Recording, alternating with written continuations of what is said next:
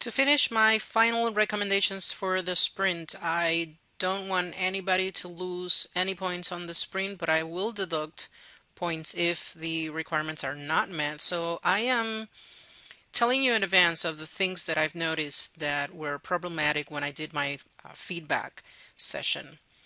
So when listing technologies, sometimes in the sprint you're asked to list three technologies for this or three technologies for that. So when you're listing that, remember, for each technology you have to have the description, and that description can come in the form of text, an image illustrating the item, or a video demonstrating it. I need to know what is that technology that you're talking about. And then the second thing is the classroom application. So make sure that I understand in your slide when you're talking about the technology, when you're describing the technology versus when you're providing a classroom application for it. Those are two separate sections of each technology and they must be included.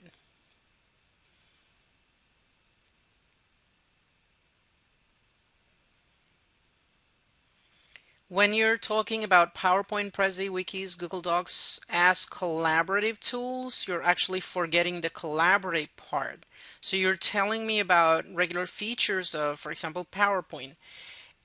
Don't forget that the word collaborative means doing things together. So what I want you to focus on is the collaborative part. And even though in some parts of the instructions it talks about only including ways to use PowerPoint as collaborative tool, you can also open it up to Prezi, Wikis, Google Docs. So look for my session for announcement or a teaching memo and the specific video that talked about resources, but also the resources are linked under the video. You'll be able to get some articles that specifically talk about things that the students are using with these technologies that are truly collaborative, and list three of those ways. It could be three different ways of using any one of these technologies, or it could be one way of using each of three technologies. It doesn't matter the combination as long as there are three different ways of using these technologies collaboratively.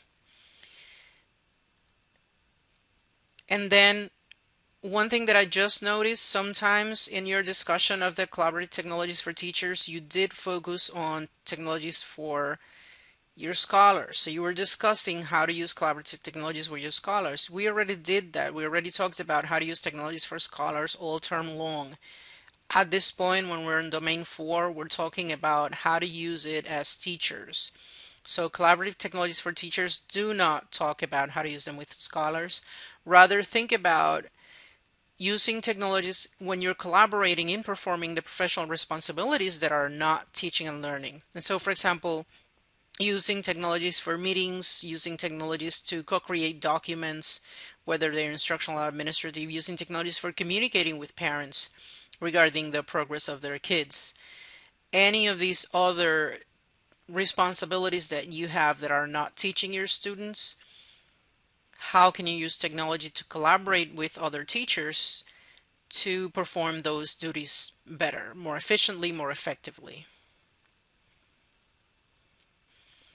One last thing regarding your sprint, you do have to have 36 different citations to support the information you provide on the sprint, and they have to be listed in APA style. So please follow APA. There are some of you who are most of the times following APA, but not all the time.